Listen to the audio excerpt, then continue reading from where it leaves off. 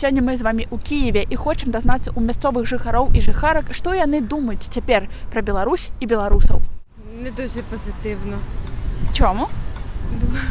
Тому що вони також участвують у війні з Росією і з нами. До Білорусі негативно, тому що фактично це країна окупована Росією, з її території здійснюються ворожі дії стосовно нашої країни. До білорусів мені їх шкода. Я не вважаю, що білоруси є нашими ворогами, на відміну від росіян, але, на жаль, в них є диктатор, вони поневолені і їх країна окупована.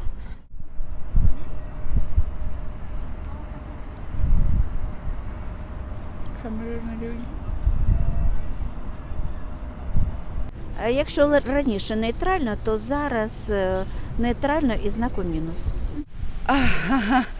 Я знаю тих білорусів, які зараз воюють на нашому боці. Тому я б не узагальнювала білорусів як таких. Я розумію, що в них своя історія, але я особисто знаю людей, тому я не можу їх всіх віднести до ворога. А що вони не такі ж люди, як ми? Чи в них не такі зуби, чи не така ж усмішка, чи не їдять так, як ми, чи не ходять на роботу так, як ми? Чим вони відрізняються від нас? Як наш Донецьк і Луганськ, у мене там багато знайомих, каже, коли почалися події, то ми просто сиділи на кухнях і чекали, коли нас визволять. Ось це той варіант, мені так здається. Тобто для вас, якщо порівнювати, то Білорусь – це як окупована територія? Так, да. Це теж окупована територія. Білоруси – це не росіяни, і якщо вони вирішать бути окремою і все-таки, мені здавалось, люди там не настільки захмарені, як в Росії. Мені здається, більшість білорусів проти війни. Навіть військові не хочуть воювати. Але все одно з їх території летять ракети, злітають міги і багато білорусів підтримують режим Путіна і Лукашенко. До білорусів відношусь добре для тих, у яких адекватне відношення до подій, які відбуваються у нас. А до влади Білорусі я відношусь негативно, тому що вони співпрацюють з країною-терористом і дозволяють робити не дуже гарні речі. Тож я не можу їх толерувати через це, але з одного боку вони є жертвами обставин через свою владу, але з іншого боку вони якраз населення завдяки сплаті податків надає дозвіл негласний для того, щоб це відбувалося.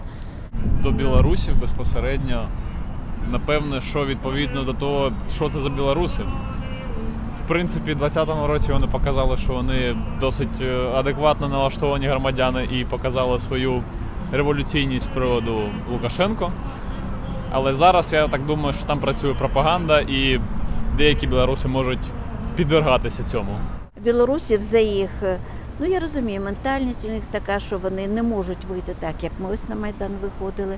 Але це не зовсім зрозуміло і тому ставлення.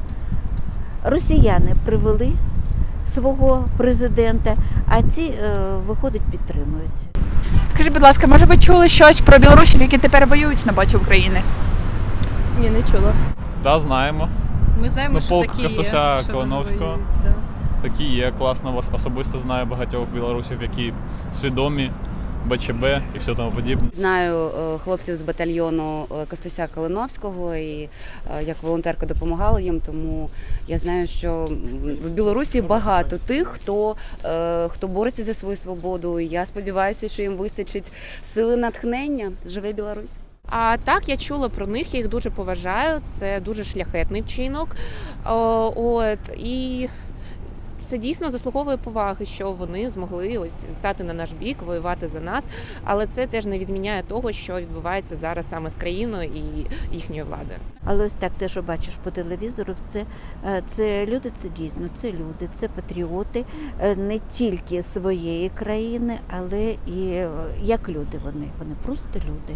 Ось і у захваті від цих людей я у захваті. Може ви щось знаєте про репресії, які тепер відбуваються в Білорусі? Не в 2020 році, а в цьому році? Я не чула про це. Ні, може, ви знаєте щось про або рейкових партизан, які змагались на території Білорусі, або про репресії, які тепер відбуваються на території Білорусі? Так, звичайно, я знаю, що є дуже багато політв'язнів в Білорусі, але особливо такої інформації про них не чула, не знаю.